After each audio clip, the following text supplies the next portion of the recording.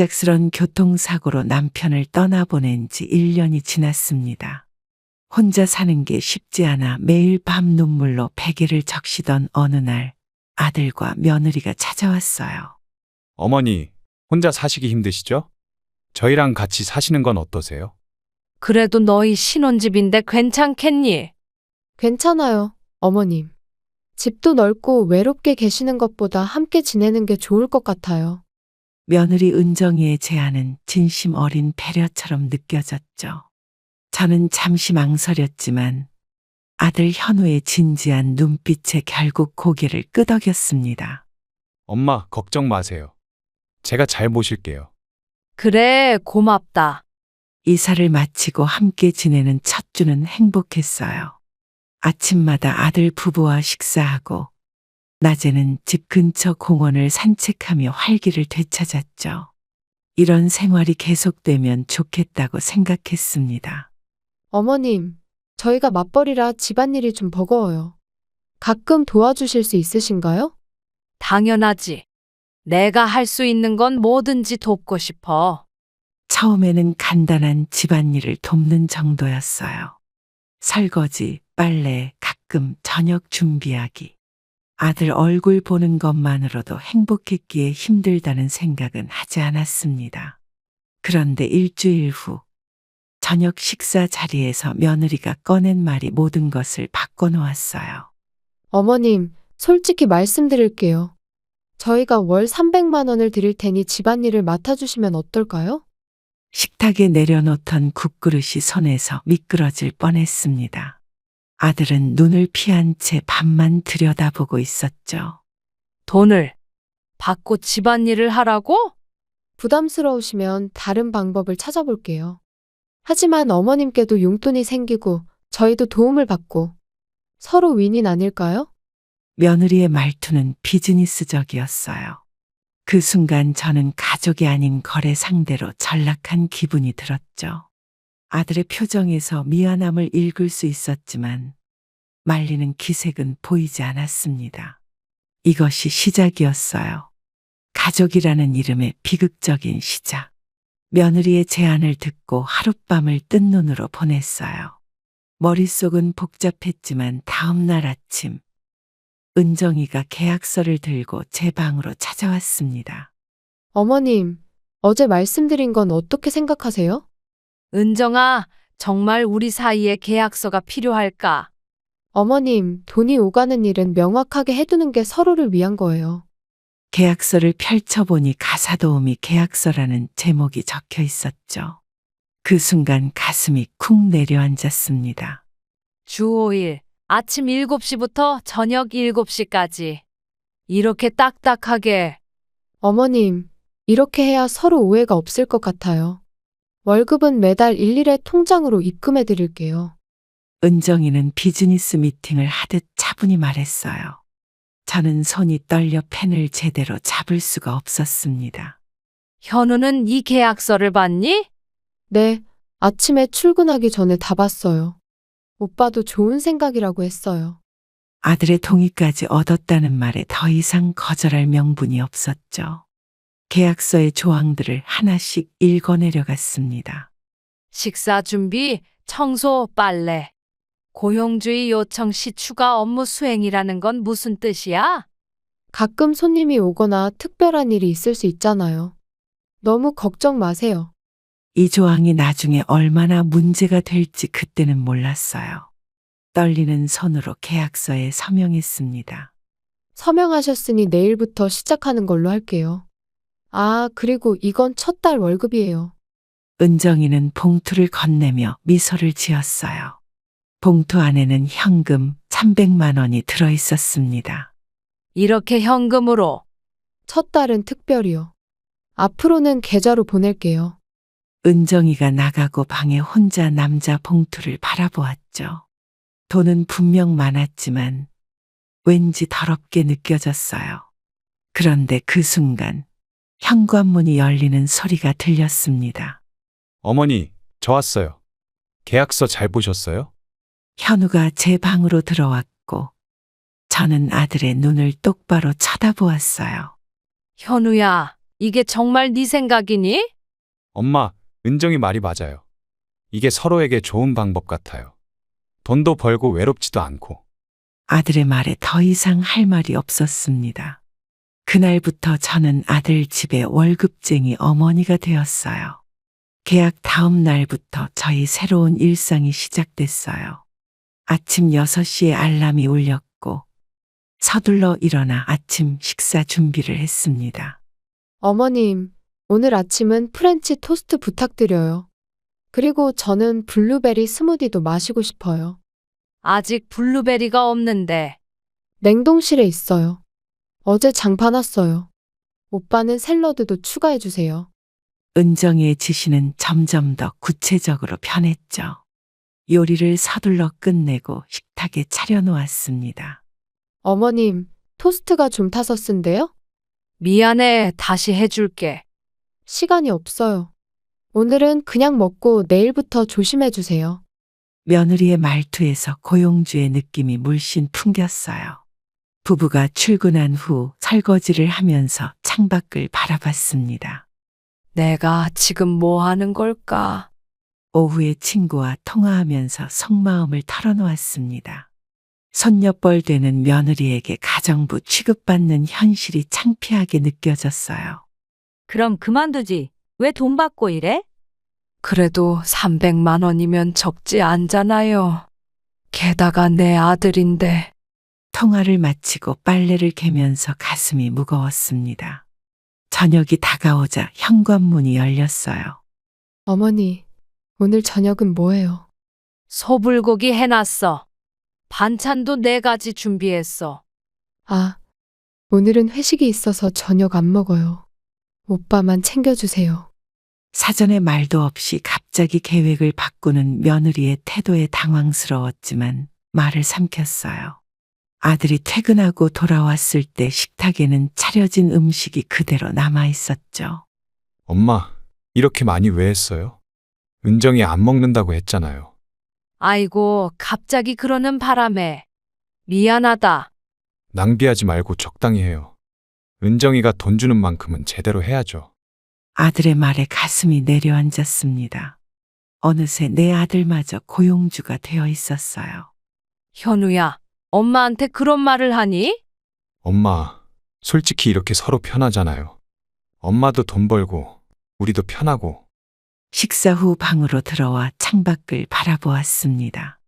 별이 하나도 보이지 않는 밤하늘처럼 마음이 어두웠어요. 그런데도 계약서에 묶여 어디로도 도망갈 수 없는 현실이 저를 짓눌렀습니다. 일을 시작한 지 한 달이 지났어요. 아침마다 똑같은 루틴이 반복되었고 몸은 점점 더 고단해졌습니다. 어머님, 오늘은 왜 이렇게 늦으셨어요? 벌써 6시 10분인데. 미안해, 어제 잠을 설쳐서. 계약서에 아침 6시 기상이라고 명시되어 있잖아요. 직장인들은 시간이 생명이에요. 은정이의 말투는 더욱 차가워졌고 아들은 신문을 보며 모른 척했죠. 저는 서둘러 주방으로 향했어요. 오늘 아침은 뭐가 먹고 싶니? 어제 말씀드렸잖아요. 오늘은 오트밀과 과일 샐러드요. 아침 식사를 준비하면서 어지러움이 느껴졌습니다. 요즘 과로로 몸이 자주 아프지만 말할 수가 없었어요. 어머님, 이 셔츠 단추가 떨어졌네요. 오늘 꼭 고쳐주세요. 오늘은 조금 쉬어도 될까? 왜요? 어디 아프세요? 아니, 그냥 좀 피곤해서. 은정이는 한숨을 내쉬며 시계를 확인했어요. 신경질적인 표정이 역력했습니다. 오늘 중요한 손님이 오시는데 집이 완벽해야 해요. 청소랑 요리 부탁드립니다. 알았어, 내가 할게. 아들과 며느리가 출근한 후 저는 거실 소파에 잠시 앉아 숨을 골랐죠. 아픈 몸을 이끌고 청소를 시작했습니다. 여보세요, 어머님? 오늘 저녁 손님이 3분 더 오시게 됐어요. 요리 좀 더 많이 준비해 주세요. 갑자기? 재료가 부족할 텐데. 냉장고에 있는 걸로 하시고 모자라면 장 봐서 하세요. 영수증 챙겨 두시고요. 전화를 끊고 한숨이 나왔어요. 이제는 몸이 아픈 것보다 마음이 더 아팠습니다. 여보, 이런 날이 올 줄 알았어? 남편 사진을 보며 중얼거렸죠. 오후 내내 요리하고 청소한 후 저녁이 되었습니다. 와, 정말 대단해요. 이 모든 요리를 어머님이 하셨다고요? 손님들의 칭찬에 은정이는 환하게 웃었어요. 그런데 그 미소가 곧 사라졌죠. 어머님, 이 음식간이 너무 싱거워요. 미안해. 손님들 입맛을 몰라서. 다음부터는 더 신경 쓰세요. 300만 원 월급 받으시는데 이 정도는 해주셔야죠. 식탁에 있던 모든 사람들이 저를 쳐다봤습니다. 손님들 앞에서 월급쟁이로 낙인 찍히는 순간이었어요. 은정아, 그런 말은 좀 심하지 않냐? 괜찮아요. 우리 어머님은 이해하실 거예요. 그렇죠. 저는 고개를 숙인 채 주방으로 향했습니다. 손이 떨려 그릇을 떨어뜨릴 뻔했어요. 쪽팔림과 분노가 뒤섞인 감정이 목을 조였습니다. 일을 시작한 지 석 달째 되던 날, 은정이가 아침 식사 자리에서 갑자기 종이 한 장을 내밀었어요. 기분이 좋지 않은 표정이었습니다. 어머님, 이거 읽어보세요. 이게 뭐니? 업무 평가표예요. 지난 3개월 동안의 어머님 일 평가를 정리했어요. 종이를 받아들고 읽어내려갔습니다. 청소 상태 70점, 식사 준비 65점, 빨래 관리 80점. 마치 학생 성적표 같았죠. 이게 무슨 의미야? 점수가 생각보다 낮네요. 특히 식사 준비 부분이 아쉬워요. 요즘 오빠가 위장이 안 좋다고 했잖아요. 얼굴이 화끈거렸어요. 아들은 고개를 푹 숙인 채 밥만 먹고 있었습니다. 현우야, 니도 이런 생각이니? 엄마, 은정이 말이 틀리진 않아요. 최근에 엄마가 좀 피곤해 보이긴 했어요. 그럼 내가 쉬어야 된다는 뜻이지. 평가가 필요하다는 뜻은 아니잖아. 은정이는 차가운 눈빛으로 저를 바라봤어요. 고개를 살짝 기울인 채 말했죠. 어머님, 월급을 받으시니까 당연히 평가도 받으셔야죠. 회사도 직원들 평가하잖아요. 숟가락을 내려놓고 싶은 마음을 꾹 참았습니다. 손에 힘이 들어가니 손가락 마디가 하얗게 변했어요.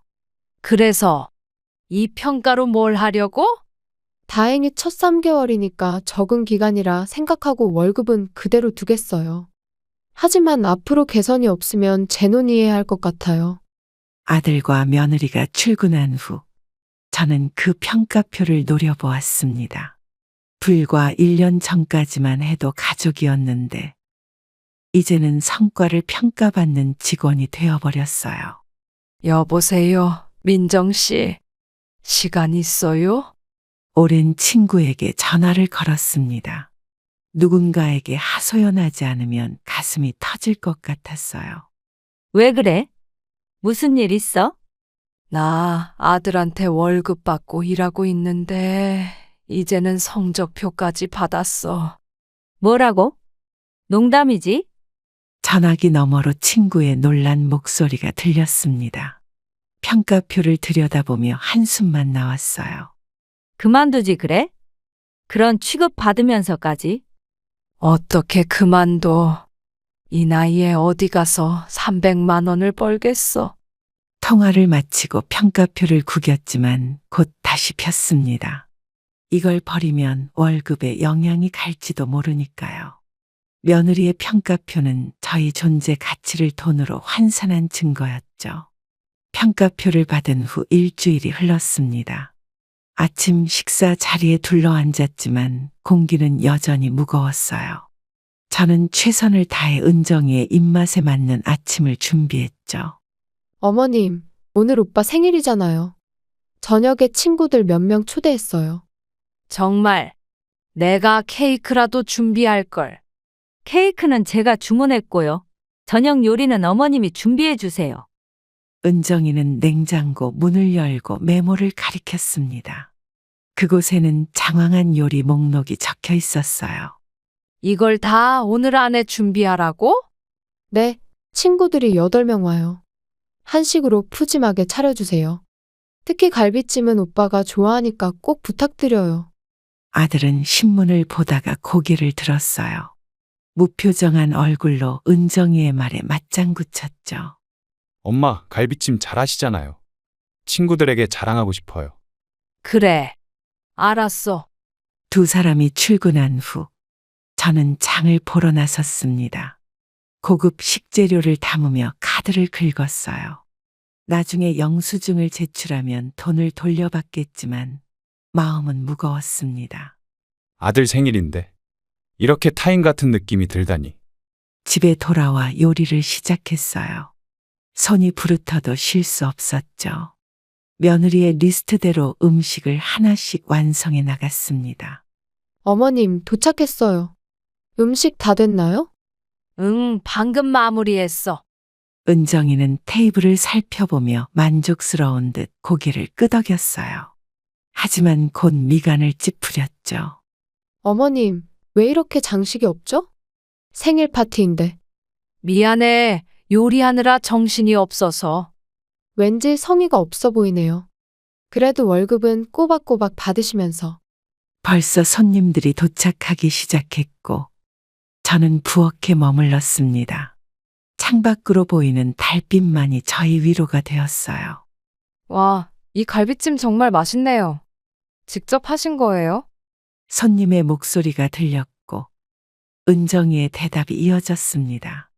네, 음식은 제가 좀 자신 있어요. 오늘은 특별히 공들였죠. 식탁에서 터져나오는 웃음소리를 들으며 저는 설거지를 했어요. 제가 모든 요리를 했지만 칭찬은 며느리의 몫이었죠. 엄마, 잠깐만요.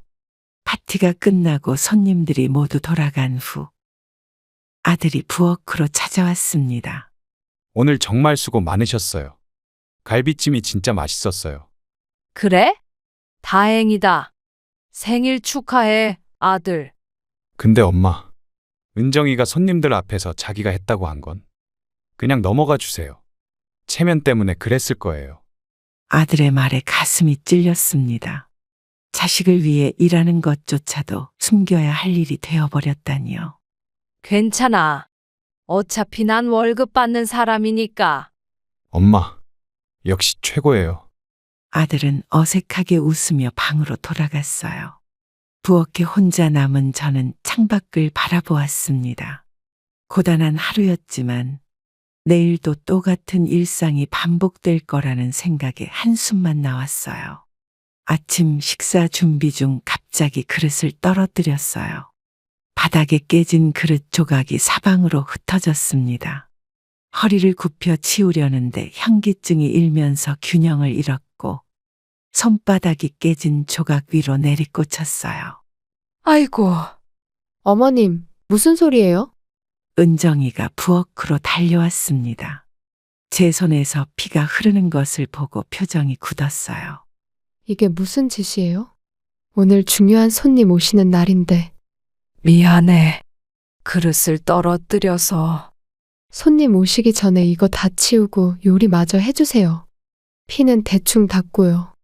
제 손에서 흐르는 피보다 바닥에 흩어진 그릇 조각이 더 중요한 듯했죠. 현우도 부엌으로 들어왔습니다. 무슨 일이에요? 엄마, 손이 다쳤네. 괜찮아. 살짝 긁힌 것뿐이야. 아니에요. 깊게 베었어요. 병원 가봐야 해요. 오빠, 오늘 김 부장님 오신다고 했잖아요. 저녁 준비는 어떻게 해요? 은정이의 말에 현우의 표정이 흔들렸어요. 아들은 시계를 확인하더니 한숨을 내쉬었습니다. 엄마, 간단하게 처치하고 저녁 준비하는 건 어때요? 나중에 병원 갈게요. 피가 뚝뚝 떨어지는 손을 붕대로 감싸면서 눈물이 나왔어요. 그런데 은정이가 방을 나가기 전 한마디를 더 던졌죠. 이번 달 평가에 반영해야겠네요. 업무 중 사고. 두 사람이 출근한 후 저는 병원에 갔습니다. 의사는 깊게 베인 상처에 열바늘을 꿰맸어요. 손을 쓰지 말라는 의사의 말에도 불구하고 약국에서 약을 받자마자 다시 집으로 돌아왔죠. 여보세요, 어머님. 저녁 식사 준비는 잘 돼가고 있나요? 응, 걱정 마. 다 할게. 전화를 끊고 진통제를 먹었습니다. 아픈 손으로 야채를 썰면서 눈물이 자꾸 흘렀어요. 이 모든 게 300만 원 때문이라는 생각에 비참함이 밀려왔습니다. 어머님, 어디 갔다 오신 거예요? 핸드폰을 안 받으셔서 걱정했어요. 병원에 다녀왔어. 상처가 깊어서 바늘을 꿰맸더라. 그래요? 그럼 저녁은요? 다 준비해놨어. 걱정 마. 은정이는 테이블에 차려진 음식을 보고 만족스럽게 고개를 끄덕였어요. 하지만 제 붕대 감긴 손은 쳐다보지도 않았죠. 어머님, 오늘 손님이 중요한 거 아시죠? 와인도 좀 추가해 주세요. 알겠어. 손님들이 도착했고 저는 붕대 감긴 손을 감추며 음식을 나르기 시작했습니다. 한 손님이 제 손을 발견하고 물었어요. 아주머니, 손은 어떻게 된 거예요? 아, 그냥 조금 다쳤습니다. 어머님은 원래 좀 덤벙대세요. 은정이가 웃으며 끼어들었습니다. 마치 귀여운 실수처럼 말하는 모습에 가슴이 아팠어요. 어머님, 이제 들어가 쉬세요. 나머지는 제가 할게요. 드디어 배려하는 말을 듣고 안도했지만 은정이가 귓속말로 덧붙였죠. 손님들 앞에서 붕대 감은 손 보이면 안 좋잖아요. 방으로 돌아와 침대에 누웠습니다. 손의 통증보다 마음의 상처가 더 아팠어요. 아들을 키울 때는 몸이 아파도 참고 일했지만 그때는 사랑이 있었죠. 지금은 그저 돈을 위해 참는 것뿐이었습니다. 일을 시작한 지 6개월이 지난 어느 날 아침, 은정이가 특별히 밝은 표정으로 식탁에 앉았어요. 무언가 기분 좋은 일이 있는 듯 했습니다. 어머님, 좋은 소식이 있어요. 뭔데? 무슨 일이야? 제가 임신했어요. 어제 병원에서 확인받았어요. 젓가락을 들던 손이 멈췄습니다. 손자 또는 손녀를 갖게 된다는 기쁨과 동시에 앞으로 더 힘들어질 일상이 머릿속을 스쳐 지나갔어요. 정말 축하한다. 현우야, 좋겠구나. 네, 저도 아직 실감이 안 나요. 아빠가 된다니. 아들의 얼굴에 행복한 미소가 번졌어요. 그 순간만큼은 모든 갈등이 잊혀지는 듯했죠. 가족의 온기가 느껴졌습니다. 어머님, 이제 제가 조심해야 해서 집안일을 더 도와주셔야 할 것 같아요. 은정이의 말에 현실로 돌아왔어요. 기쁨도 잠시 곧 업무량이 늘어날 거라는 예감이 들었죠. 당연하지. 걱정하지 마. 태교에 집중하렴. 그리고 어머님, 사실 다른 이야기도 있어요. 은정이는 현우와 눈빛을 교환했습니다. 아들이 조심스럽게 말을 꺼냈어요. 엄마, 우리가 월급을 조금 줄여야 할 것 같아요. 아기 용품도 사야 하고 출산 준비도 해야 해서 얼마나 줄이려고? 250만 원 정도면 어떨까요? 그래도 시중 가사 도우미보다 많은 금액이에요. 순간 숨이 멎는 느낌이었습니다. 일은 더 많아질 텐데 오히려 월급은 줄어든다니요. 하지만 곧 태어날 손주를 생각하니 거절할 수 없었어요. 알았어. 그럼 그렇게 하자. 고마워요, 어머님. 저희가 아기 용품 쇼핑할 때 어머님도 같이 가실래요? 은정이의 갑작스러운 친근함에 당황스러웠습니다. 그동안 업무 지시만 내리던 목소리가 달라져 있었어요. 그래, 좋지. 내가 경험이 있으니 도움이 될 거야. 그날 저녁 처음으로 셋이서 함께 TV를 보며 시간을 보냈어요. 은정이는 임신 책을 읽으며 가끔 질문을 던졌죠. 어머님, 현우 임신했을 때도 입덧이 심했어요? 응, 3개월 내내 고생했어. 생강차가 도움이 됐지. 저도 한번 시도해 볼게요. 어머님이 만들어 주실 수 있으세요? 물론이지. 내일 아침부터 준비할게. 이렇게 대화를 나누는 것이 얼마 만인지 기억도 나지 않았어요. 잠시나마 고용인과 피고용인이 아닌 가족으로 지내는 시간이었습니다. 어머님, 내일부터는 제 아침 식단도 좀 바꿔주세요. 의사가 추천해 준 대로요. 알겠어. 내일 아침에 얘기해줘.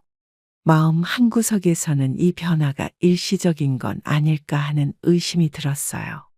하지만 그날 밤만큼은 손주를 가질 기대에 설레는 마음으로 잠이 들었습니다. 여보, 이제 할머니가 된대. 남편 사진을 보며 중얼거렸어요. 기쁨과 슬픔, 그리고 앞으로 다가올 변화에 대한 불안이 뒤섞인 밤이었습니다. 은정이의 임신이 5개월째 접어들던 어느 날, 저는 평소처럼 청소를 하다가 우연히 서재 책상 위에 놓인 서류 더미를 발견했어요. 본의 아니게 시선이 닿은 서류에는 가정부 대체 인력 검토라는 제목이 적혀 있었습니다. 이게 뭐지? 서류를 자세히 보니 출산 후 육아와 가사를 담당할 새로운 도우미를 구하는 내용이었어요. 각종 인력업체의 견적서와 프로필이 첨부되어 있었죠. 어머님, 뭐 하고 계세요? 갑자기 들리는 은정이의 목소리에 깜짝 놀라 서류를 내려놓았습니다. 임신으로 불러온 배를 감싸 안은 채 은정이가 서재 문가에 서 있었어요. 아, 청소하다가. 이게 뭐니? 아, 그거요? 제가 설명드리려고 했는데. 은정이는 미간을 찌푸리며 서류를 가져갔어요. 잠시 침묵이 흐른 뒤 그녀가 말을 이었습니다. 사실 저희가 어머님께 말씀드릴 게 있어요. 저녁에 현우 오빠랑 같이 얘기해요. 가슴이 철렁 내려앉았어요. 온종일 불안한 마음으로 저녁 시간을 기다렸죠. 드디어 아들이 퇴근하고 식탁에 셋이 둘러앉았습니다. 엄마, 오늘 은정이가 중요한 얘기가 있다고 하던데. 맞아. 어머님이 서류를 보셨더라고요.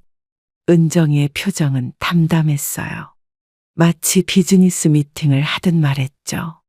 저희가 출산 후에 대해 계획 중인데. 어머님께서는 아무래도 연세가 있으시니 육아까지 맡기긴 부담스러울 것 같아요. 그래서? 출산 후에는 전문 육아 도우미를 고용하려고 해요. 어머님은 가사만 담당하시면 돼요. 아들은 고개를 끄덕이며 은정이의 말에 동의했어요. 그러더니 더 충격적인 말을 덧붙였습니다. 그리고 엄마, 월급도 조정이 필요할 것 같아요. 육아 도우미 비용도 부담해야 해서. 얼마로 줄이려고? 150만 원 정도면 어떨까요? 숨이 막혔어요. 300만 원에서 250만 원, 그리고 이제 150만 원이라니.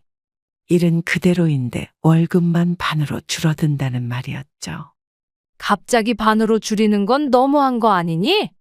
어머님, 저희도 경제적으로 부담이 큰 상황이에요. 아기가 태어나면 지출이 많아질 텐데.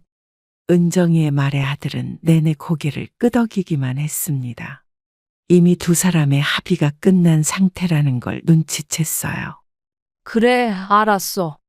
태어날 아이를 위해서라면. 그리고 어머님, 한 가지 더요. 은정이는 계약서 같은 종이를 내밀었습니다. 업무 조정 동의서라는 제목이 적혀 있었어요. 이건 또 뭐니? 일의 범위와 월급 조정에 대한 동의서예요. 법적 문제가 없도록 서명해 주세요. 차가운 종이 한 장이 저와 가족 사이의 관계를 정의하고 있었습니다. 떨리는 손으로 서명을 하면서 저는 이제 완전히 가족이 아닌 고용인이 되었음을 실감했어요. 아, 그리고 어머님. 이번 주말에 원룸으로 이사하셔야 할 것 같아요. 아기 방을 준비해야 해서요. 은정이가 출산 예정일이 일주일 앞으로 다가왔을 때였어요. 저녁 식사를 준비하던 도중 갑자기 주방으로 뛰어들어온 은정이의 얼굴이 창백했습니다. 어머님, 배가 너무 아파요. 정말. 진통은 어때? 서둘러 은정이의 병원 가방을 챙기며 아들에게 전화를 걸었어요. 현우는 회사에서 바로 나오겠다고 했지만 차가 막혀 늦을 수도 있다고 했죠. 현우가 늦을 수도 있대. 택시 불러서 같이 가자. 그렇게 3시간의 진통 끝에 손자가 태어났어요. 아들은 출산 30분 후에야 헐레벌떡 도착했지만 저는 이미 손자의 첫 울음소리를 들은 후였습니다. 엄마, 정말 감사해요. 은정이 혼자 두지 않고 계속 있어 주셔서. 당연한 일을 했을 뿐이야. 병실로 옮겨진 은정이는 아기를 품에 안고 행복한 표정이었어요. 그 모습을 보니 과거의 모든 서운함이 잠시 잊혔습니다. 어머님, 저희 아들 예쁘죠? 이름은 현준이에요. 정말 예쁘다. 우리 현준이 세상에 온 걸 환영해. 병실을 나와 복도에 앉아 있는데 아들이 커피를 들고 찾아왔어요. 오랜만에 둘이서 마주 앉았습니다. 엄마, 오늘 정말 큰일 해주셨어요. 은정이가 많이 고마워하더라고요. 엄마면 당연히 하는 일이지. 내 손주인데. 사실 은정이가 평소에 엄마한테 좀 까칠하게 굴었잖아요. 오늘 일로 마음이 많이 누그러진 것 같아요. 잠시 침묵이 흘렀어요. 아들의 말에 답하지 않고 창밖만 바라봤죠. 이 따뜻한 순간이 얼마나 갈지는 알 수 없었지만 그래도 변화의 기회가 될지도 모른다는 희망이 생겼습니다. 엄마, 은정이가 퇴원하면 좀 도와주실 수 있을까요? 산후조리원은 비싸서. 그래, 할 수 있는 한 도울게. 다음 날 아침 병실로 가져간 미역국을 먹으며 은정이가 물었어요. 어머님, 어제 정말 고마웠어요. 은정이와 아기가 퇴원한 지 한 달이 지났어요. 처음 며칠은 정말 달라진 모습이었습니다. 은정이는 감사하다는 말을 자주 했고 제 요리를 칭찬하기도 했죠. 하지만 그 변화는 생각보다 오래가지 않았습니다. 또다시 원래의 모습으로 돌아가기 시작했어요. 어머님, 현준이 우유 데우는 온도가 너무 뜨거워요. 아기 입천장 데일 수 있잖아요. 미안해. 다음부터 조심할게. 그리고 빨래 세제 냄새가 너무 강해요. 아기 피부에 안 좋을 것 같아요. 은정이의 목소리는 날카로웠고 사소한 일에도 잔소리가 늘어갔습니다. 육아에 스트레스가 쌓인 탓인지 아니면 본래의 성격으로 돌아간 것인지 알 수 없었어요. 저는 손자를 보는 것만으로도 행복했지만 며느리의 태도는 점점 견디기 힘들어졌습니다. 어머님, 제가 회사에 복귀할 날이 다가오는데 한 가지 제안이 있어요. 어느 날 아침 은정이가 진지한 표정으로 말을 꺼냈어요. 아들도 옆에 앉아 있었습니다. 두 사람의 표정이 심상치 않았죠. 무슨 제안? 제가 출산 휴가가 끝나면 직장에 복귀해야 하거든요. 그런데 아무래도 아기 때문에 걱정이에요. 그래서? 어머님이 현준이 육아까지 맡아주셨으면 해요. 대신 월급을 다시 250만 원으로 올려드릴게요. 잠시 말문이 막혔어요. 가사일에 육아까지 맡으라는 제안이었습니다. 손자를 돌볼 수 있다는 기쁨도 있었지만 한편으로는 또 다른 업무가 늘어난다는 부담감도 컸어요. 묵묵히 있는 아들을 바라보았습니다. 현우야, 네 생각은 어때? 엄마, 솔직히 전문 육아 도우미를 고용하면 훨씬 비싸거든요. 엄마가 해주시면 정말 감사할 것 같아요. 그 말을 듣는 순간 아들에게 남은 기대마저 무너지는 기분이었습니다. 육아를 담당하는 대가로 월급을 약간 올려준다는 발상 자체가 가족으로서의 정을 완전히 잊은 것 같았어요. 현준이는 내 손주니까 당연히 돌보고 싶어. 하지만 육아는 생각보다 힘든 일이야. 그리고 월급도 깎았잖니? 알고 있어요. 그래서 계약서도 수정했어요. 육아 업무가 추가된 내용으로요. 은정이는 서류 한 장을 내밀었습니다. 가사 및 육아 도우미 계약서라는 제목이 선명했어요. 손자를 돌보는 것조차 계약서로 규정하는 현실이 씁쓸했지만 현준이를 돌볼 수 있다는 생각에 결국 서명했습니다. 그리고 어머님, 아이가 울 때는 바로 달래주세요. 울음소리가 저희 수면에 방해돼요. 알겠어. 최대한 조용히 할게. 계약서에 서명한 후 은정이는 마치 상사가 직원에게 업무 지시를 내리듯 세세한 육아 지침을 알려주기 시작했어요. 아이 우유 타는 방법부터 기저귀 갈는 방법까지 마치 저에게 아이를 키워본 경험이 전혀 없는 양 설명했습니다. 아이 육아에 대해서는 내가 경험이 있잖아. 현우도 내가 키웠는데. 지금은 육아 방식이 많이 바뀌었어요. 제가 준 매뉴얼대로만 해주세요. 은정이가 직장에 복귀한 지 한 달이 지났어요. 매일 아침 일찍 일어나 가사일을 하고 현준이를 돌보는 일상이 시작됐습니다. 손자를 돌보는 시간은 행복했지만 육체적으로 너무 힘들었죠. 밤에는 아기가 울 때마다 저만 일어나야 했고 낮에는 쉴 틈 없이 집안일을 해야 했어요.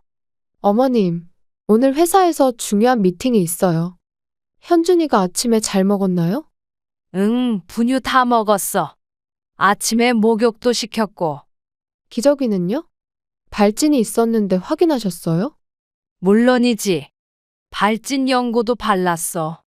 은정이는 제 말을 듣는 둥 마는 둥 현준이에게 다가가 직접 확인했습니다. 마치 제 말을 신뢰하지 않는 듯한 행동이 마음을 상하게 했어요.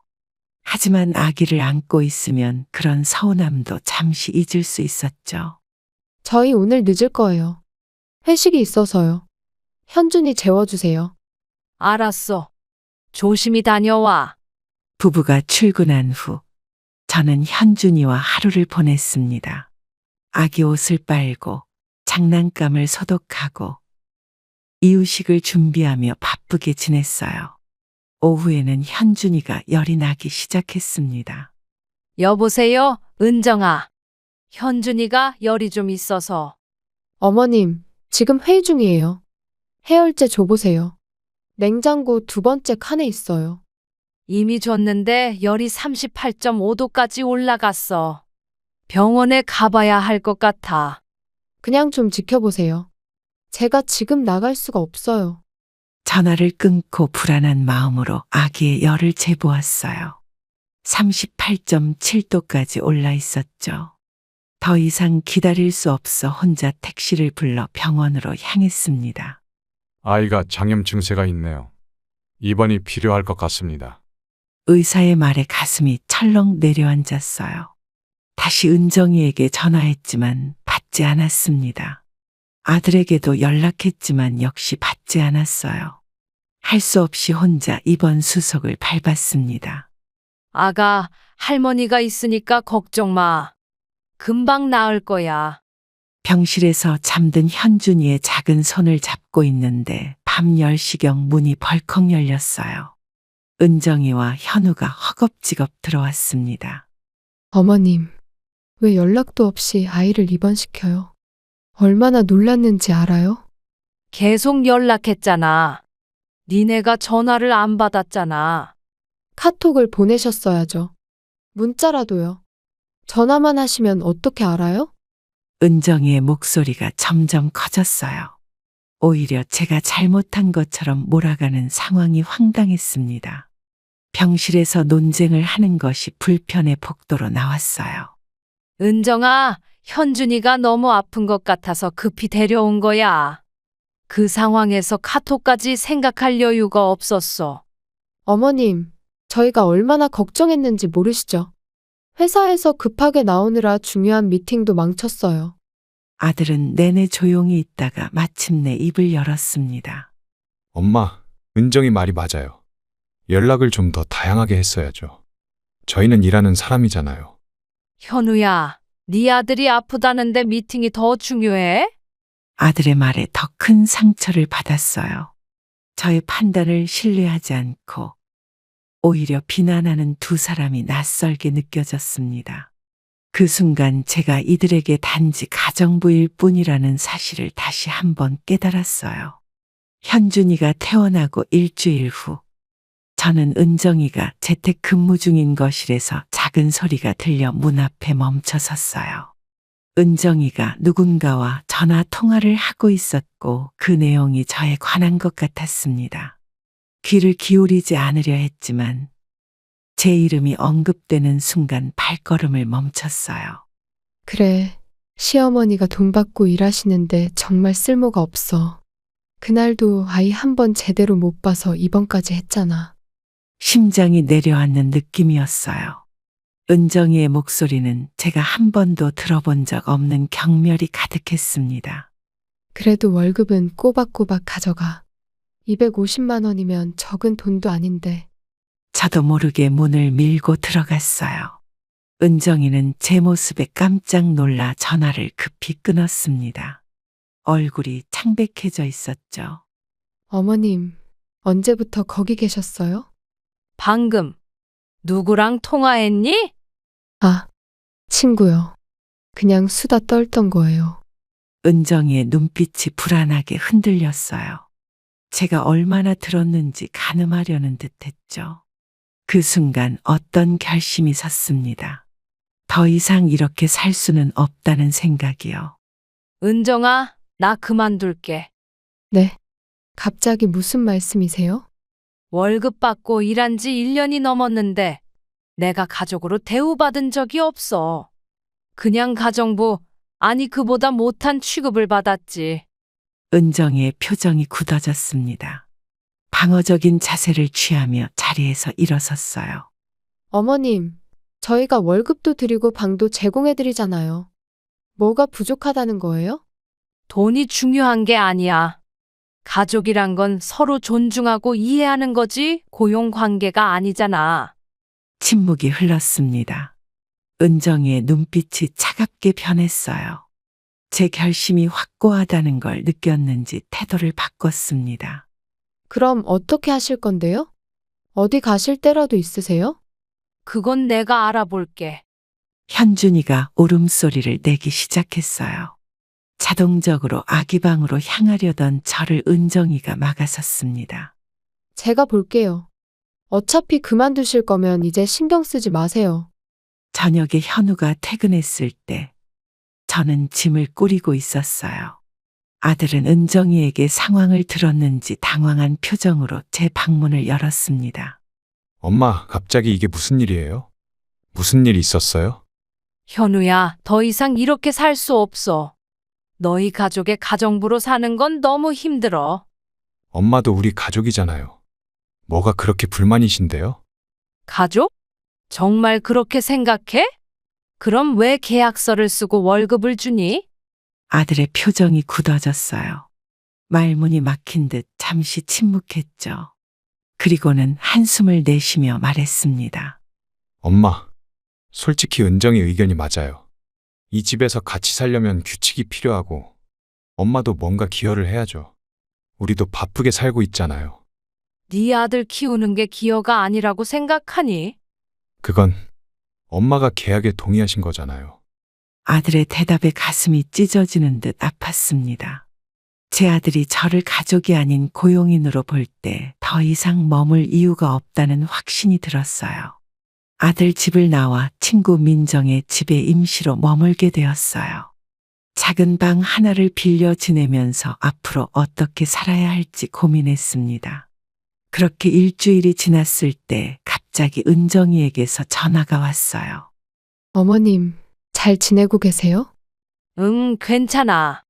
무슨 일이니? 사실, 어머님 없이 지내기가 생각보다 힘드네요. 현준이도 자꾸 할머니를 찾고, 은정이의 목소리에는 평소와 다른 다급함이 묻어 있었습니다. 저는 속으로 한숨을 내쉬었어요. 결국 아이 때문에 다시 불러들이는구나 싶었죠.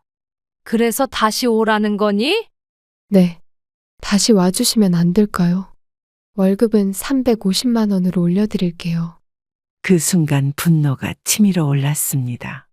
여전히 저를 돈으로 살 수 있는 사람으로 여기는 태도가 견딜 수 없었어요. 은정아, 난 정말 돈 때문에 그만둔 게 아니야. 돈이 얼마든 다시는 그런 식으로 일하고 싶지 않아. 그럼 뭐가 문제인데요? 저희가 뭐 어머님을 학대라도 했나요? 은정이의 목소리가 점점 날카로워졌습니다. 저는 평정심을 유지하려 노력하면서 차분히 대답했어요. 학대는 아니었지만 가족으로 대해주지 않았잖아. 내 손주를 돌보는 것조차 계약서로 규정하고. 어머님, 현준이가 울고 있어요. 제발 돌아오세요. 저희가 잘못했어요. 통화 너머로 아기 울음소리가 들렸습니다. 순간 마음이 흔들렸어요. 그리웠던 손자의 얼굴이 떠올랐죠. 하지만 다시 그 집으로 돌아간다면 똑같은 일이 반복될 거란 확신이 들었습니다. 미안해, 은정아. 이제 각자의 길을 가는 게 맞을 것 같아. 어머님, 제발요. 저희가 정말 못 살겠어요. 민정이 옆에서 제 눈치를 보며 고개를 가로저었어요. 친구는 이미 며느리와 아들의 진심을 의심하고 있었죠. 다른 가정부를 구해봐. 내가 소개해 줄 사람도 있어. 싫어요. 다른 사람은 안 돼요. 어머님만이. 갑자기 전화 너머로 현우의 목소리가 들렸습니다. 아들이 전화를 가져간 모양이었어요. 엄마, 제발 돌아오세요. 우리가 잘못했어요. 그동안 엄마를 함부로 대해서 정말 미안해요. 현우야, 엄마 없이 정말 힘들어요. 아기도 울고 집안일도 엉망이에요. 엄마가 얼마나 중요한 존재였는지 이제야 알았어요. 아들의 목소리에는 진심이 묻어 있는 것 같았어요. 하지만 그 진심이 정말 저를 가족으로 생각해서인지 아니면 단지 일손이 필요해서인지 구분하기 어려웠습니다. 현우야, 정말 미안하지만 엄마는 이제 다른 길을 가보려고 해. 남은 인생 나를 위해 살고 싶어. 엄마, 너희도 시간이 지나면 적응할 거야. 현준이한테는 많이 미안하지만 이게 서로를 위한 길인 것 같아. 전화를 끊고 창밖을 바라보았어요. 비가 내리기 시작했습니다. 빗방울이 창문을 타고 흐르는 모습이 제 눈물처럼 느껴졌어요. 어려운 결정이었지만 이제는 스스로를 위한 시간이 필요했습니다. 친구 집에서 나와 작은 원룸을 계약한 지 일주일째 되던 날이었어요. 아직 정리가 덜 된 방 안에서 새로운 삶을 시작하려 노력하고 있었습니다. 갑자기 초인종 소리가 들려 문을 열었더니 뜻밖의 손님이 서 있었어요. 어머님, 은정아, 어떻게 여기를? 은정이가 현준이를 안고 문 앞에 서 있었습니다. 아기는 잠들어 있었고 은정이의 얼굴은 피곤해 보였어요. 눈가에는 다크서클이 짙게 내려앉아 있었죠. 들어와도 될까요? 할 말이 있어서. 그래, 들어와. 방이 좁아서 미안해.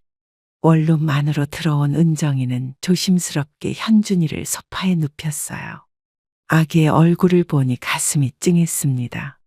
보고 싶었던 손자였죠. 어머님, 진심으로 사과하러 왔어요. 정말 죄송합니다. 갑자기 무슨 일이야? 어머님이 떠나고 나서 모든 게 무너졌어요. 현준이는 계속 울고 집안일은 감당이 안 되고 제가 얼마나 어머님에게 의존하고 있었는지 깨달았어요. 은정이의 목소리가 떨렸어요. 그동안 보지 못했던 진심 어린 모습이었습니다. 하지만 저는 여전히 경계심을 늦추지 않았죠. 이전에도 비슷한 상황에서 금방 원래대로 돌아갔으니까요. 그래서 다시 돌아와 달라고? 아니요. 그런 요구를 할 자격이 없다는 걸 알아요. 그냥 어떻게든 용서받고 싶어서요. 은정이의 눈에 눈물이 고였어요. 지금까지 한 번도 본 적 없는 모습이었습니다. 가슴이 조금 흔들렸지만 냉정함을 유지하려 노력했어요. 아들은 어떻게 생각하니? 오빠도 많이 반성하고 있어요. 어머님에게 사과하고 싶다고 했지만 회사 출장이 있어서 직접 오지 못했어요. 은정이의 가방에서 편지 한 장이 나왔어요. 아들의 글씨체였습니다.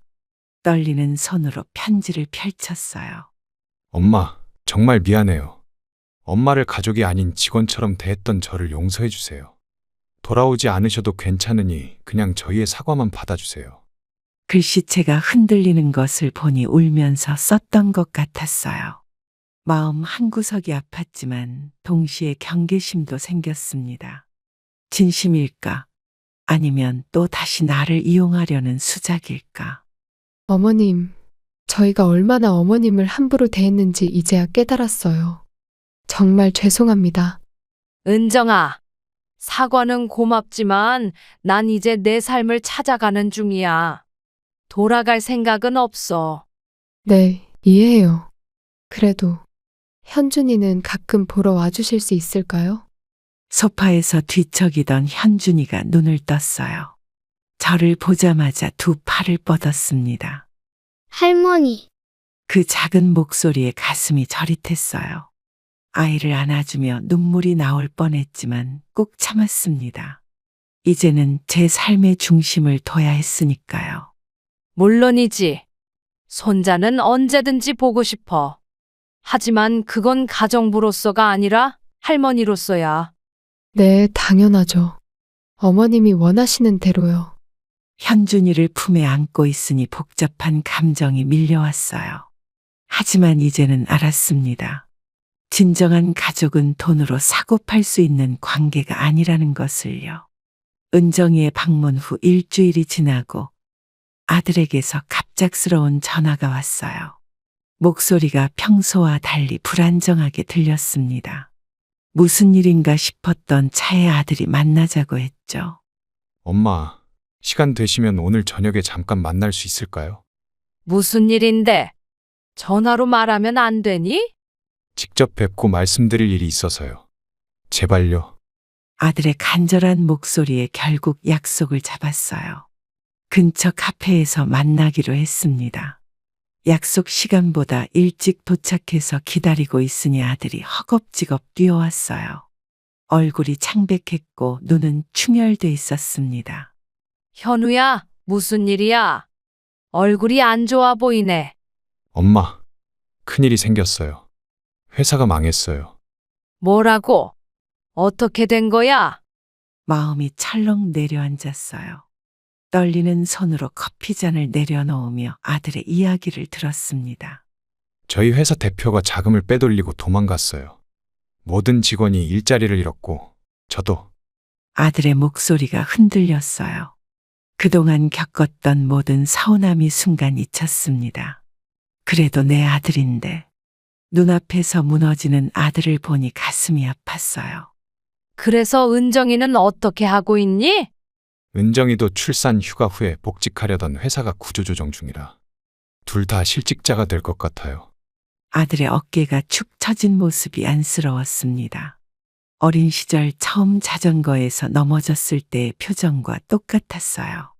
도와주고 싶은 마음이 들었지만 한편으론 이것이 또 다른 함정은 아닐지 의심도 됐죠. 그래서 내게 뭘 바라는 거니? 금전적인 도움을 요청하려는 게 아니에요. 단지 의지할 데가 없어서. 아들의 말이 끊겼어요. 고개를 푹 숙인 채 손끝이 떨리고 있었습니다. 어떤 마음인지 잘 알겠더라고요. 자존심 강한 아들이 이렇게 무너진 모습을 보이는 건 처음이었으니까요. 현우야, 솔직히 말해봐. 정말 나한테 원하는 게 뭐니? 엄마, 저희 집에 방이 남는데 동생처럼 지내는 후배가 잠시 지낼 곳이 필요해요. 집을 내놓고 저희는 더 작은 집으로 이사 가려고요. 그럼 그 후배에게 세를 주면 되잖아? 후배도 지금 경제적으로 어려운 상황이라 일단 우리 애기랑 셋이서 작은 빌라로 이사 가려고요. 이야기를 들으면서 아들 가족의 상황이 심각하다는 걸 깨달았어요. 은정이의 태도로 인해 쌓인 분노와 서운함이 있었지만 정작 힘든 상황에 처한 아들을 외면할 수는 없었습니다. 엄마가 할 수 있는 일이 있을까? 그냥 가끔 현준이 봐주실 수 있으면 좋겠어요. 저희가 일자리 찾는 동안. 아들의 말에 고개를 끄덕였어요. 아직도 마음 한구석에는 경계심이 있었지만 손자를 돌보는 것만큼은 기꺼이 해주고 싶었습니다. 아들 가족이 빌라로 이사한 지 한 달이 지난 어느 날 은정이에게서 전화가 왔어요. 평소와 달리 다급한 목소리였습니다. 그날 저는 작은 공방에서 도자기 수업을 받고 있었는데 전화를 받자마자 불안한 예감이 들었죠. 어머님, 정말 죄송한데 급한 일이 생겼어요. 무슨 일인데? 현준이 괜찮니? 현준이는 괜찮아요. 그런데 저희 집에 물이 새고 있어요. 관리실에서 수리한다고 하는데 집을 비울 수가 없어서요. 은정이의 목소리에는 진심 어린 미안함이 묻어났어요. 요즘 아르바이트를 시작했다고 들었는데 그날이 첫 출근이라 빠질 수 없다고 했죠. 그래, 내가 가볼게. 현준이는 어디 있니? 지금 낮잠 자고 있어요. 정말 감사합니다, 어머님. 도자기 수업을 미루고 서둘러 빌라로 향했습니다. 버스에서 창밖을 바라보며 복잡한 생각이 들었어요. 예전 같았으면 당연하게 도와줬을 일인데 지금은 경계심이 생기는 게 안타까웠죠. 어머님, 정말 감사해요. 열쇠는 화분 밑에 있어요. 현관문을 열고 들어가니 집안이 예전보다 많이 초라해 보였어요. 넓은 아파트에서 작은 빌라로 옮기면서 가구도 많이 정리한 모양이었습니다. 거실 천장 한쪽에 물이 뚝뚝 떨어지고 있었어요. 은정아, 이 정도면 심각한데? 관리실에 연락했니? 네, 곧 온대요. 어머님, 아기 깨지 않게 조심해 주세요. 정말 감사합니다. 전화를 끊고 현준이가 자고 있는 방으로 살며시 들어갔어요. 커다란 침대 대신 작은 매트리스에 누워있는 손자의 모습이 마음을 아프게 했습니다. 부드럽게 머리를 쓰다듬었어요. 우리 현준이 많이 컸구나. 1시간 후 관리인이 와서 누수를 수리했습니다. 현준이는 계속 자고 있었고 저는 괜히 집안을 정리하기 시작했어요. 부엌 찬장을 보니 식료품이 거의 없었습니다. 냉장고도 텅 비어 있었어요. 어머님, 술이 다 끝났나요? 응, 방금 끝났어. 근데 집에 먹을 것이 별로 없네. 아, 월급날이 이제 이틀 남아서요. 조금 빠듯하게 지내고 있어요. 은정이의 솔직한 대답에 마음이 무거워졌습니다. 저는 슈퍼마켓에 가서 장을 보고 왔어요. 생필품, 아기용품, 그리고 일주일치 식료품을 구입했습니다. 어머님, 이건 저희가 어떻게 갚아야 할지. 갚지 않아도 돼. 그냥 내가 주고 싶어서 한 거야. 정말 감사합니다. 제가 이런 상황에서까지 어머님께 도움을 받다니. 은정이의 눈에 눈물이 고였어요. 예전의 오만하고 차가운 모습은 온데간데 없었습니다. 현실의 벽에 부딪혀 겸손해진 모습이 안쓰러우면서도 한편으론 인간적으로 느껴졌어요. 이제 현우는 뭐 하고 있니? 일자리는 구했어? 아직이요. 면접은 몇 번 봤는데 계속 떨어지고 있어요.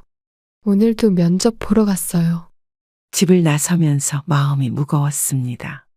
아들 가족의 어려운 상황이 걱정됐지만 동시에 이런 상황에서도 도움을 청하기 어려워했던 그들의 모습에 진심이 느껴졌어요. 처음으로 돈이 아닌 진짜 가족의 모습을 본 것 같았습니다. 아들 가족을 도운 지 보름쯤 지났을 때 아침 일찍 현관 초인종 소리에 잠에서 깼어요. 시계를 보니 아직 7시도 되지 않은 시간이었습니다. 황급히 문을 열었더니 현우가 울고 있는 현준이를 안고 서 있었어요. 현우야, 이 시간에 무슨 일이야? 엄마, 정말 미안한데 도와주실 수 있을까요? 은정이가 갑자기 입원했어요. 뭐라고? 무슨 일이 있었어? 어제부터 복통을 호소했는데 새벽에 상태가 악화돼서 응급실로 갔어요. 맹장염 의심되어 수술 준비 중이래요. 현우의 얼굴은 창백했고 현준이는 계속 울고 있었어요. 아들이 이렇게 다급하게 찾아온 건 처음이었죠.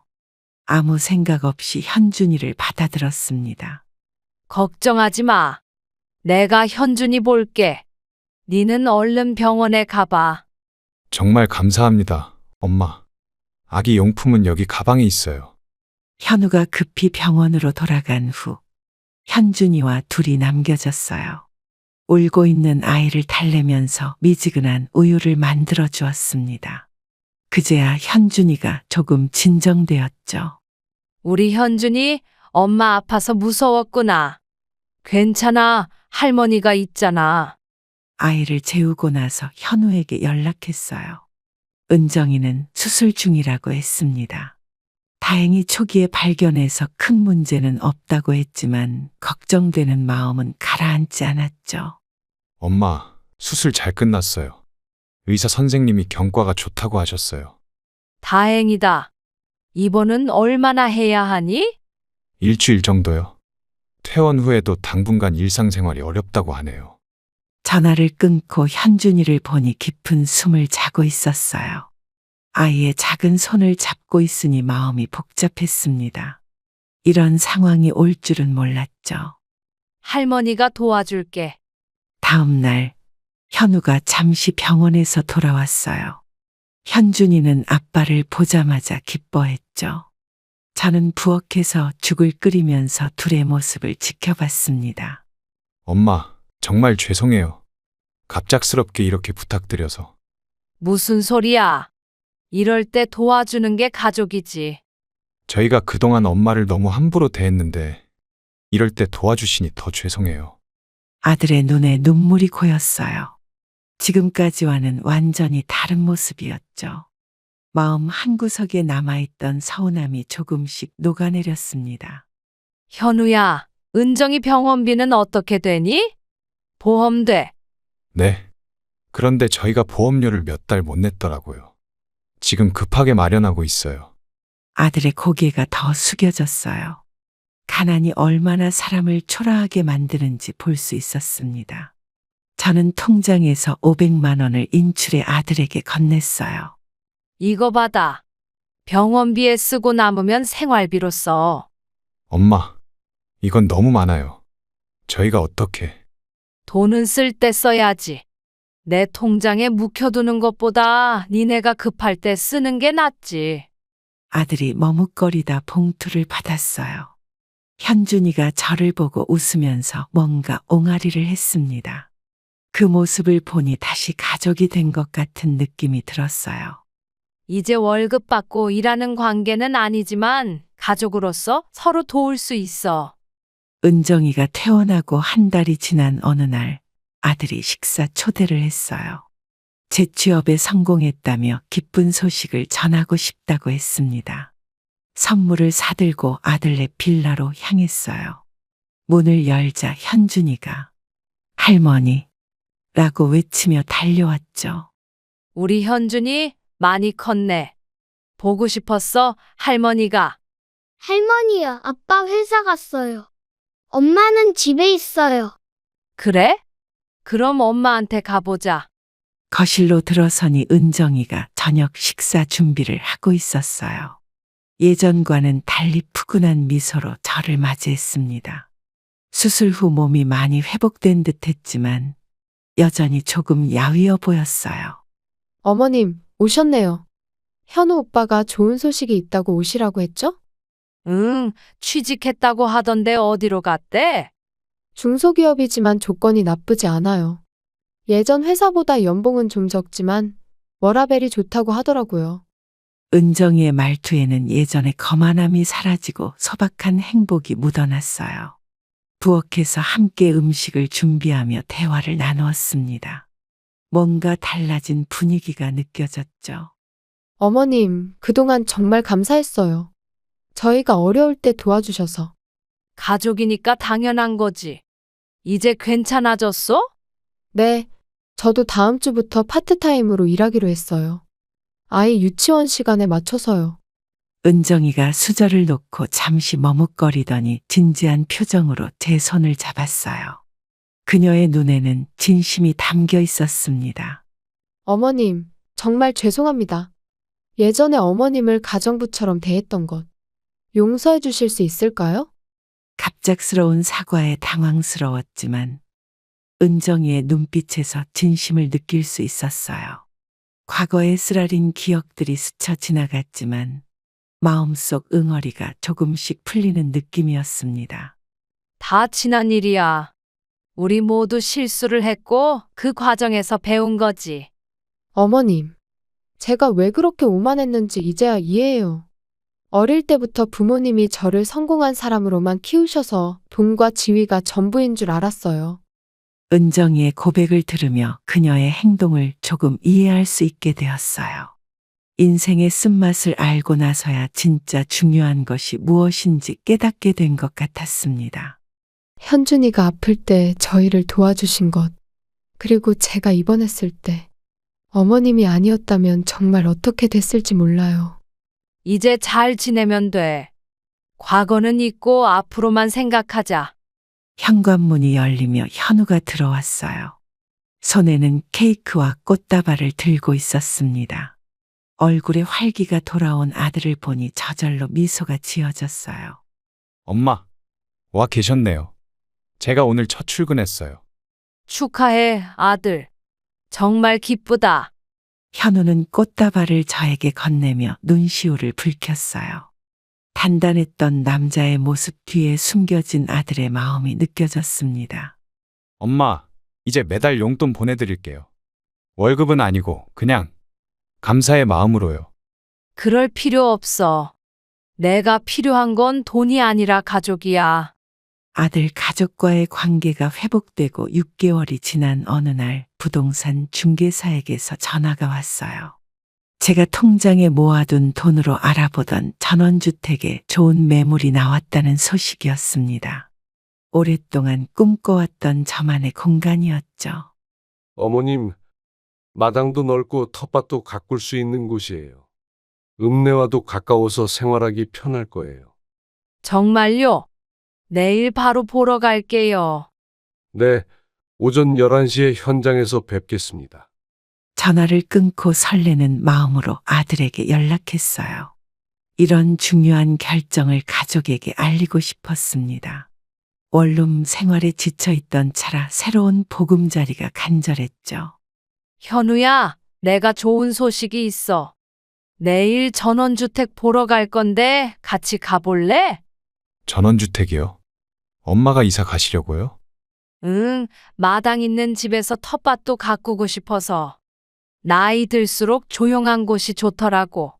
아들은 잠시 침묵했어요. 무슨 생각을 하는지 궁금했지만 곧 대답이 돌아왔습니다. 제가 내일 아침에 모시러 갈게요. 같이 가요. 다음 날 아들이 현준이와 함께 저를 데리러 왔어요. 은정이는 일 때문에 못 온다고 했습니다. 세 사람이 함께 차를 타고 교회로 향했어요. 할머니 집 봐요. 응, 할머니가 이제 새 집에서 살려고. 아이와 이야기하면서 창밖을 바라보니 도시를 벗어나 푸른 풍경이 펼쳐졌어요. 마음이 한결 가벼워지는 느낌이었습니다. 1시간 후 드디어 매물에 도착했죠. 와, 생각보다 좋네요. 엄마, 마음에 드세요? 응, 정말 좋다. 내가 꿈꾸던 집이야. 작지만 아담한 단층 주택이었어요. 마당은 넓었고 텃밭으로 쓸 수 있는 공간도 충분했습니다. 집 안을 둘러보는 동안 이미 마음이 결정되었어요. 이 집으로 할게요. 계약금은 언제 준비하면 될까요? 다음 주까지 입금해 주시면 됩니다. 계약서는 지금 작성할까요? 부동산 중개사와 이야기를 마치고 나오는데 아들의 표정이 심각해 보였어요. 무슨 생각을 하는지 물어보려는 찰나 아들이 먼저 말을 꺼냈습니다. 엄마, 솔직히 말하면 저희랑 같이 사시는 건 어떨까요? 현우야, 요즘 저희도 조금씩 형편이 나아지고 있어요. 더 넓은 집으로 이사 가려고 준비 중이었거든요. 엄마도 함께 사시면. 갑작스러운 제안에 잠시 말문이 막혔어요. 아들의 진심 어린 눈빛을 보니 마음이 흔들렸습니다. 하지만 지난 경험들이 떠올랐죠. 고맙지만 난 이제 내 공간이 필요해. 물론 자주 놀러 올 거고 현준이도 자주 봤으면 좋겠어. 엄마, 예전처럼 월급 받고 일하라는 게 아니에요. 그냥 가족으로. 알아, 현우야. 하지만 우리 모두에게 각자의 공간이 필요한 것 같아. 그게 서로를 더 존중하는 방법일 수도 있어. 아들의 눈에 실망감이 어렸지만 곧 이해한다는 표정으로 바뀌었어요. 차로 돌아가는 길, 현준이가 저에게 물었습니다. 할머니 집에 놀러 가도 돼요. 당연하지. 할머니가 맛있는 것도 해줄게. 전원주택으로 이사한 지 3개월이 지난 어느 토요일 아침이었어요. 커튼 사이로 비치는 햇살에 눈을 떴습니다. 창밖으로 텃밭에 심은 채소들이 바람에 살랑거리는 모습이 보였죠. 여보, 오늘도 좋은 날이네. 남편 사진을 향해 중얼거렸어요. 아침 일과를 시작하려는데 전화벨이 울렸습니다. 은정이었어요. 어머님, 안녕하세요? 잘 지내고 계세요? 응, 잘 지내. 너희는 어때? 저희 괜찮아요. 근데 어머님, 오늘 시간 되세요? 좋은 소식이 있어서요. 무슨 일인데? 직접 말씀드리고 싶어요. 저희가 점심쯤 찾아가도 될까요? 전화를 끊고 집안 청소를 시작했어요. 가족이 온다는 생각에 마음이 들떴습니다. 텃밭에서 상추와 쪽파를 따고 냉장고에 있던 고기를 꺼내 불고기 양념을 했죠. 직접 기른 채소로 맞이하는 첫 식사가 될 테니까요. 할머니, 현관문을 열자마자 현준이가 달려와 안겼어요. 이제 말도 제법 하고 걸음걸이도 더 안정적이 되었죠. 아이를 안으니 행복감이 밀려왔습니다. 우리 현준이 많이 컸네. 보고 싶었어. 할머니 보고 싶었어요. 밭에서 뭐해요? 할머니가 채소 키우고 있어. 나중에 같이 보러 갈까? 아들과 은정이도 들어왔어요. 두 사람의 표정이 어쩐지 설레 보였습니다. 무슨 좋은 일이 있나 싶었죠. 와, 엄마 집이 정말 아늑해졌네요. 텃밭도 잘 가꾸고 계시고. 응, 매일 조금씩 가꾸다 보니 이렇게 됐어. 들어와서 앉아. 거실에 다 함께 앉았어요. 손주는 제 무릎에 앉아 장난감을 가지고 놀았고 아들과 은정이는 서로를 바라보았습니다. 뭔가 심각한 이야기가 있는 듯 했습니다. 거실에 앉아 차를 마시는데 갑자기 아들이 입을 열었어요. 엄마, 사실 저희가 좀 급한 일이 생겼어요. 은정이가 창업을 준비 중인데 창업?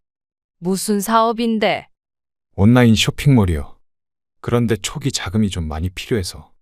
은정이가 아들의 말을 이어받았습니다. 그녀의 눈빛이 예전의 그 모습으로 돌아간 것 같아 불안했어요. 어머님, 저희가 알아보니 어머님 앞으로 남편분의 보험금이랑 재산이 좀 있다고 하던데 일부만 투자해 주시면 나중에 이자까지 곱절로 돌려드릴게요. 순간 귀를 의심했어요. 변했다고 생각했던 그들이 또다시 내 재산을 노리고 있다니 믿기지 않았습니다. 가슴이 덜컥 내려앉았어요. 너희들 아직도 그런 생각을 하고 있었던 거니? 엄마, 저희가 정말 절실해요.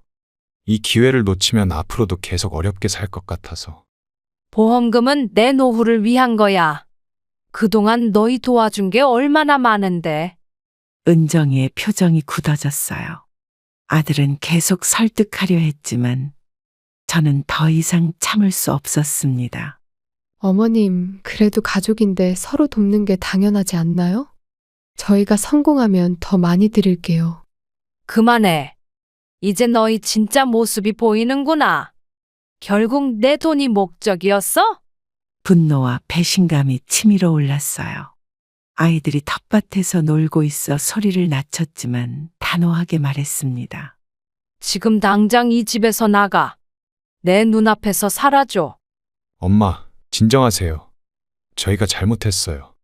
그냥 한번 여쭤본 거예요. 더 이상 말하지 마. 아이들 데리고 나가. 지금 당장. 아들과 은정이는 당황한 표정이었어요. 이런 반응을 예상하지 못했던 모양이었죠. 현준이와 서준이를 데리고 나가면서도 계속 변명을 늘어놓았습니다. 엄마, 오해하지 마세요. 저희가 정말 급해서. 더 이상 연락하지 마.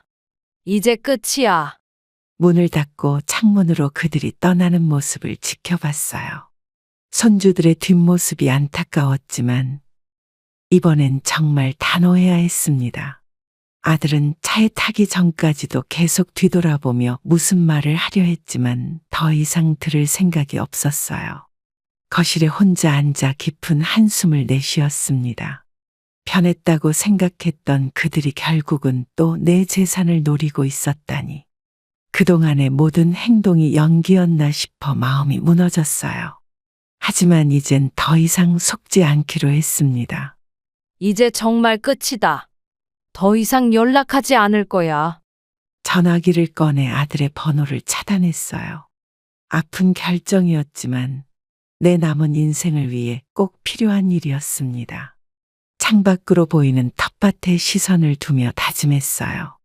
앞으로는 나를 위한 삶을 살아가리라고.